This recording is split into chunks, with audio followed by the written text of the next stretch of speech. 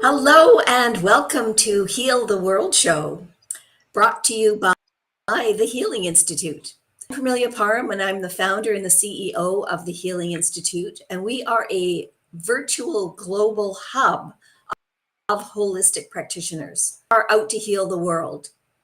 And this is so important right now at this time in our life that we really need to have the opportunity for people to get hope and have hope about how they can be well and how they can stay well on their health journey.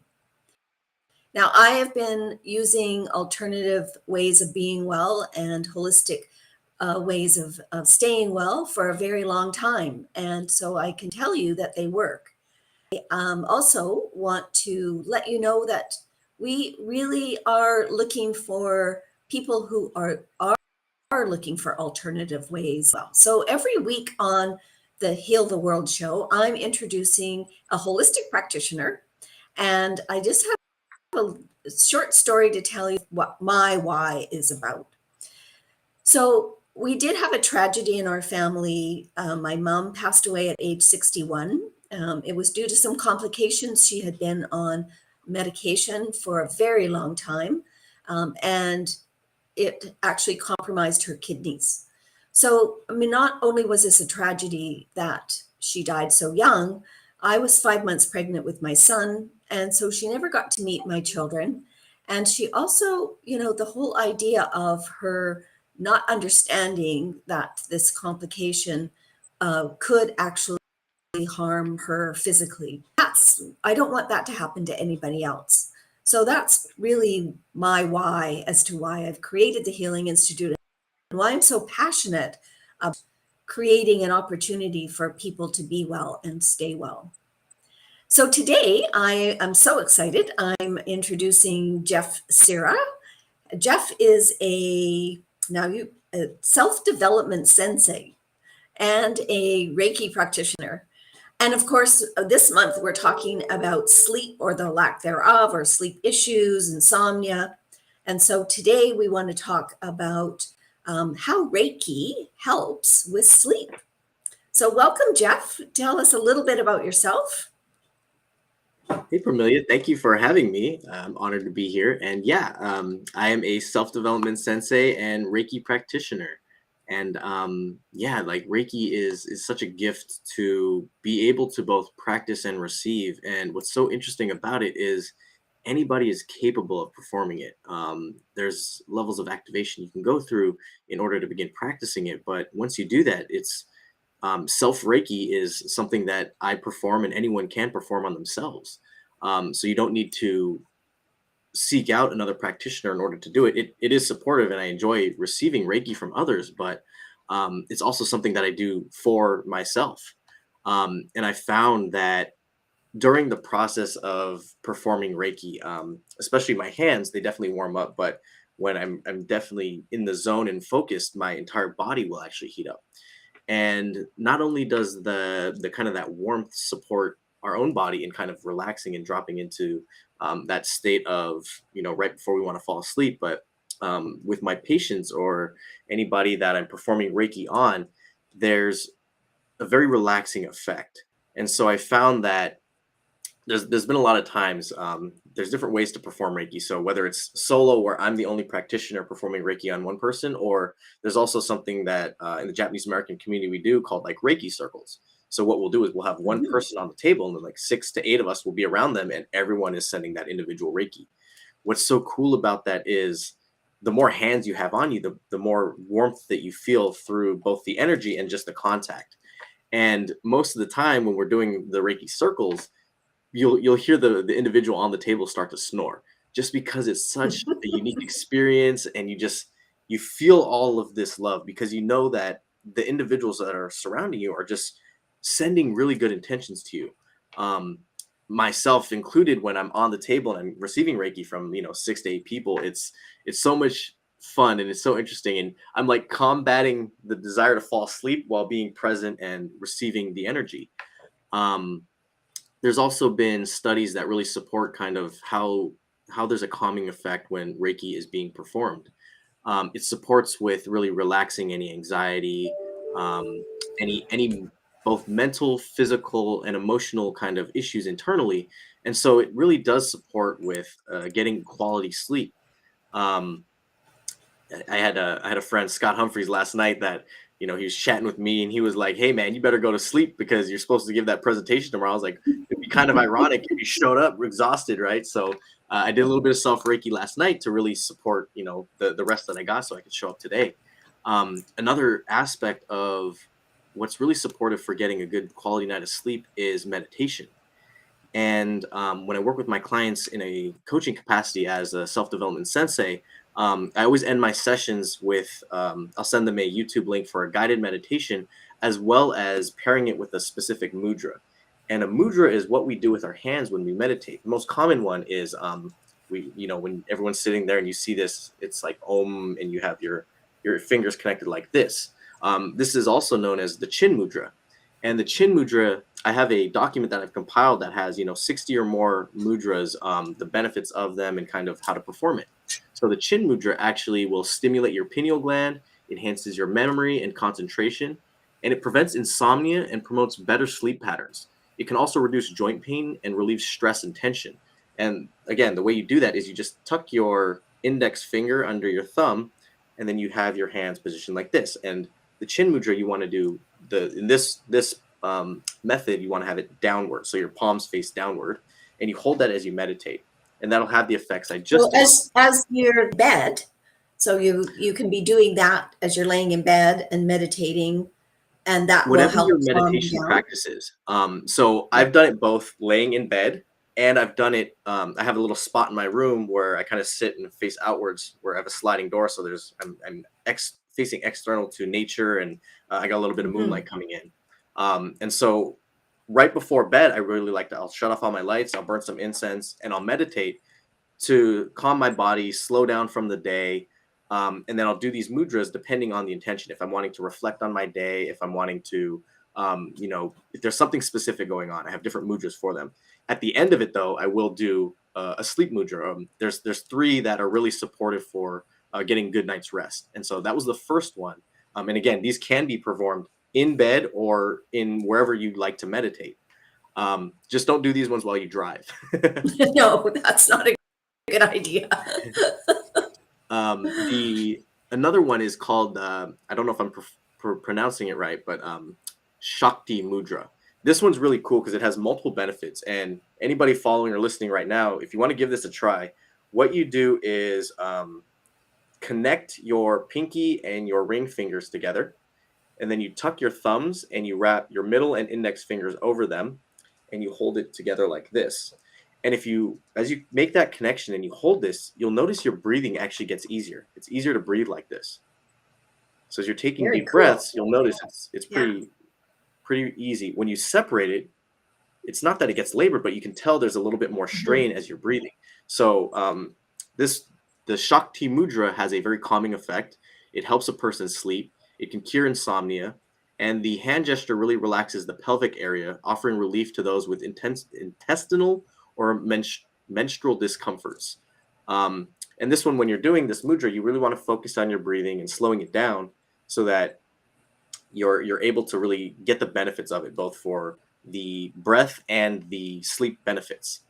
The last mudra that's really supportive is known as the Linga Mudra. And this one makes the body more resistant to colds and chest infections. It overcomes cold and overweight by burning extra fat. Increases the heat in your body to relieve like a cold symptoms, and it assists with asthma due to changes in weather. This would be great. This is great for this time of the year, just as we're going into fall here in the northern hemisphere. This is a great one to just warm your body. It supports with overcoming sexual debility in men, and it regulates the menstrual cycle for women. It can also boost your immune system and loosen any mucus collected in your lungs. And it's great for a good night of sleep. And the way you perform this one is you clasp your hands together, like just interlock your fingers, but you have one thumb upright, and then you connect your index finger and your thumb. And you hold that at the center of your chest, and again, just focusing on your breath, and you'll start to feel the warmth. You can feel the warmth in your fingers as they interlock, and you start to feel it in your hands, and then it can expand to the rest of your body. And again, I need a little bit because I've got my thumb But now where's my index finger? Which index finger am I connecting? So on one of your Oh, hands, you I just see. connect your index finger Those and like thumb to that. itself Okay. as it Right. wraps around the base of your thumb, Right. Right. Oh, and I it'll look like see. this. Yeah. Great. That's fabulous. So that's really good for this time of the year because we're changing seasons. A lot of Oh, yeah. people are having issues um, getting getting colds and flus. And so this would be it. And so when would you do this, Jeff? Tell me when you I would do that. This is the one I actually did last night when I was laying in bed. After I did my meditations, I was laying in bed, like holding this, like trying to fall asleep. And again, as your body heats up, right before we fall asleep, there's our body will actually heat up, right? That's part of kind of falling into our sleep process, or going into connecting to the parasympathetic nervous system. And Mhm. so it has different kind of benefits again, right? With the cold symptoms, heating your body, and then supporting with a good night of sleep. Um, I see Leslie asking, well, Wonderful. why does this work? Yeah. Well, we want to say hello There's to a few people too. So we have Dr. Medlena from Germany. She's here today. Thank you so much for joining us. And Ingrid McKnight, she's from Alberta in Canada. Thank you for joining us, Ingrid. Um, Hi, Rebecca. yeah, hi, Rebecca. Oh, Leslie's with us. Thank you, Leslie. And okay, so Dr. Medlena says great tips. Um, And then Rebecca, thank you for joining us. Yeah, I hadn't heard of mudras before either, so I was really very interested in knowing about mudras. Yeah, it's really cool Oh, hello, modality. Tanya McKee. Thank you for joining us. I believe Tanya's joining us all the way from South Africa. Maurice Cool, cool. Jenkins, good day. Your mom is a practitioner. Fabulous. Marie Piplovic, thank you, Marie, for joining us. Um, uh, Reiki circles. When you were explaining that, Jeff, that brought back a memory for me when I was studying under my energy teacher. Actually, have my Reiki 1 certificate. Yeah, I remember we talked about Um, that. that's what we did. We did them as a group. The one person Yeah, would lay on the table, and then we would surround the person. So I it's didn't powerful. I thought it was just us being trained, but that is in fact something that you have experienced as well. Yeah. Um, Leslie's still asking, so I'm going to answer her question Okay, around how it go for works. it. The the hands are actually kind of like a circuit board for our body. So we have, our different neurological pathways. We have electrical currents running through us. If you've ever had acupuncture done, you know that the practitioner will maybe needle in your ear and it'll do something to your knee. So our body is all interconnected. So with our hands, it's the same thing. So when we make these specific connections, they have some type of a connection to our body where it'll support something in the mind or in the physical realm. So another good mudra, one of my favorites, is where you connect your middle finger, your index finger, and your thumb, and then you put your ring finger at the base of your thumb. This one's good for headaches. So whenever I get a headache or a migraine, I'll hold this and I'll just focus on my breathing, calming my body down, and really be able to kind of alleviate that headache. It's so interesting how it works, but again, you're just connecting kind of the currents that run through your body, connecting different aspects of what you're needing essentially. There's also a mudra for dehydration. I believe it's this one where you connect your middle finger or your thumb and your pinky finger, and then the rest of the three are outwards. So if you're feeling dehydrated or you're wanting to replenish, then that's a good one as well. How it works specifically, I don't know the ins and outs, but I know that like the example of the Shakti mudra, there's an undeniable correlation where it's like I breathe better as I do this one. I have some friends that have asthma, so I've taught this one to them as well. The origin of it, I believe, stems from India, and a lot of it is integrated into yoga practices. As far as I know, in the book that I studied, the origin was from India. Well, and I would think too, with the way that we're touching our fingers and holding our hands, that also is connecting to the meridians in our body. Mm. which are the energy rivers, right? Yeah. Yep. So they're connecting to those and the chakras and getting us into better balance overall. I hadn't ever thought about self Reiki. I'm Really? so glad you raised that So because you're gonna Dr. have to try that Medina later. said, yeah, self Reiki, very interesting. So the next time I wake up in the middle of the night and I can't go back to sleep, as well as doing Marie Piplovic, who's here, is a conscious breathing facilitator. I do her breathing. I'm going to now start to do the Reiki to go with it. Yeah. I like to I just face my palms toward myself, depending on, an area, if there's something in my head. But yeah, the self Reiki it's so interesting, right? Because you'll feel your body heat up and right under your hands, like, okay, yeah, like it's having that effect. I'm trying to think of an example of one of my favorite times of doing self Reiki. Yeah, it's definitely a cool practice. And for for those that are just kind of learning about Reiki, I would definitely seek out a master to begin you on your level one journey, so that they can put you through an activation, so that you can learn how to perform Reiki both on yourself and others. And Mhm. again, it's a very useful tool. I use it on myself pretty regularly. Anytime I'm feeling anything really, like if I have a little anxiety coming up, I can do some Reiki. If I'm starting to feel sick, I'll do some Reiki. Headache, same thing. I'll do Reiki on my head. um, so yeah, So we've it's talked a little bit about how Reiki really helps with sleep and insomnia. Do you have any specific clients that you can give us some ideas? I mean, not naming them, of course, but how they worked with you and then how the benefits that they received. Uh, Both, if there's a sleep issue doesn't come right to mind, perhaps another uh, issue that clients have worked with you. We want people to yeah. know if they work with you, what are the results that they get? Yeah. Yeah, so people come to me with all different types of goals. I haven't had one specific around sleep, but yeah, some of the results that I've supported people with creating was, one of my clients in Japan was beginning. She wanted to kind of step out of the corporate world and step into entrepreneurship, and so there was a lot of self doubt and imposter syndrome at the beginning, and just like waiting for some type of a catalyst or something to happen. And we worked together for about 2 months, and over that time she realized she had everything she needed to get started. And so from the time we started till 2 months later, we had created her logo. She had her calendar link. She created a beacons page for all of her links. She was getting business cards made, and then she was hosting an event where she was able to really promote what she was wanting to do.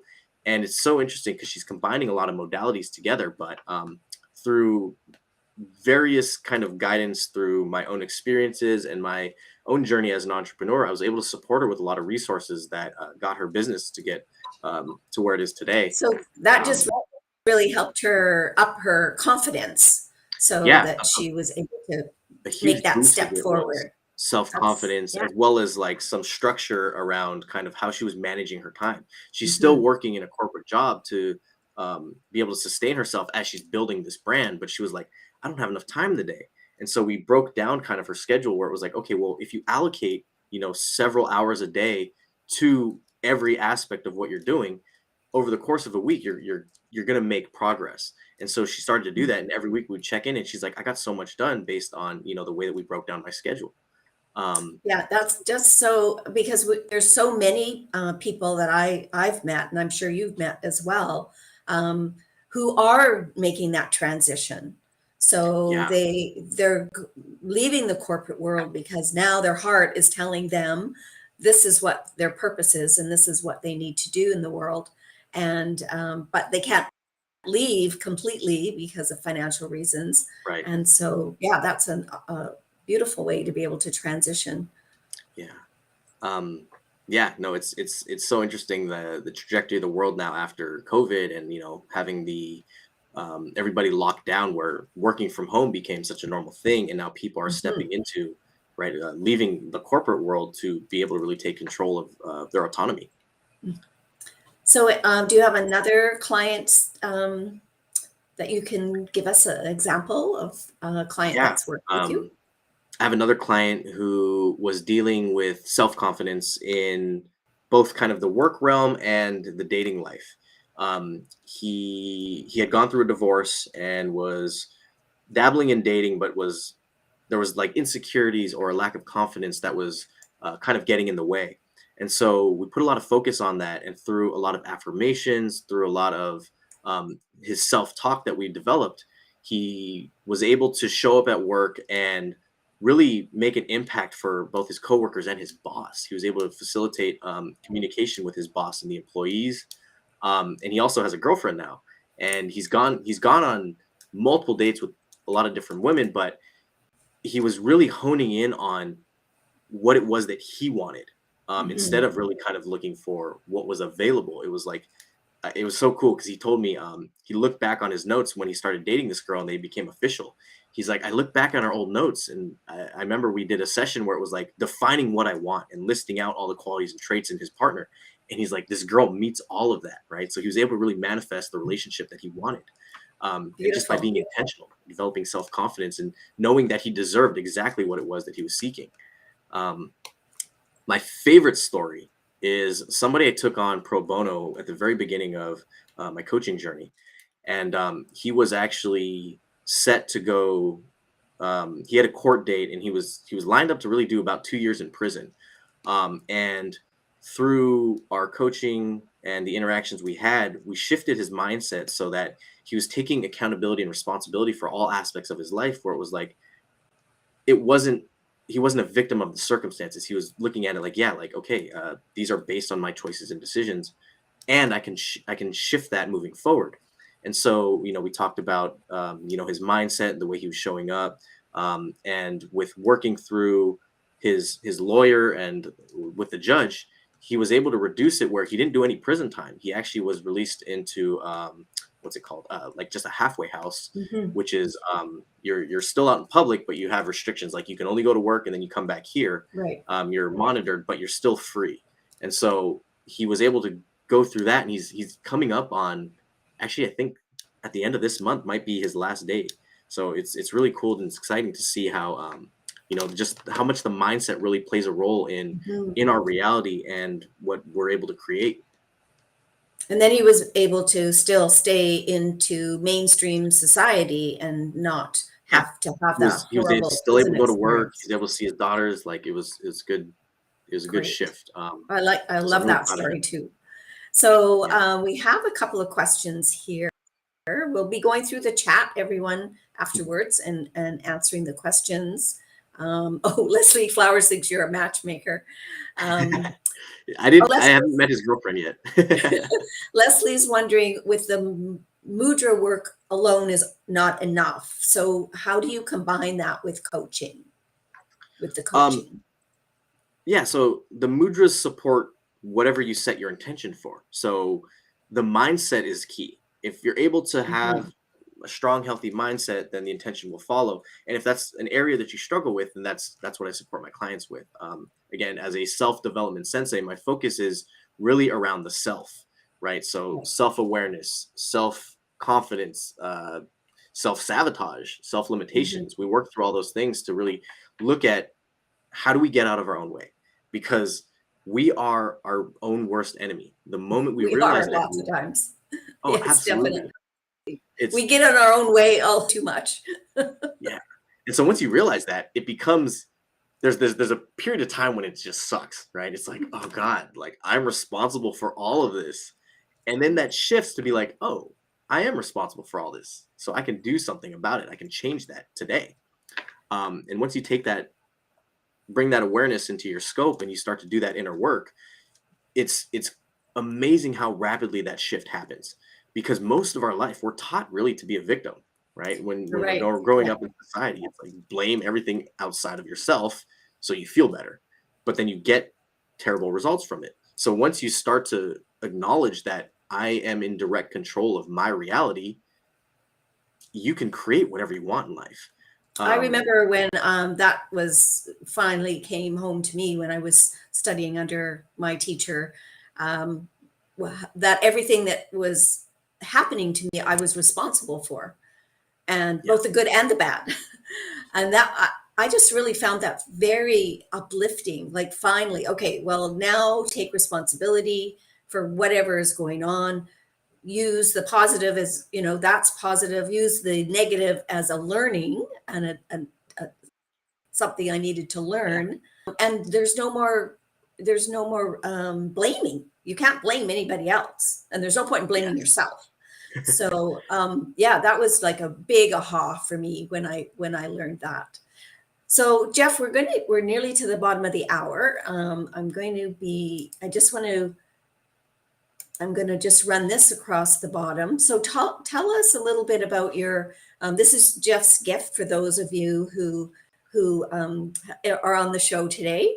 And he calls it Adulting 101. I love that title. So this is the link, and we will also put this in the chat. So, or not in the chat, pardon me, when we go in and answer all your questions, you'll get this link.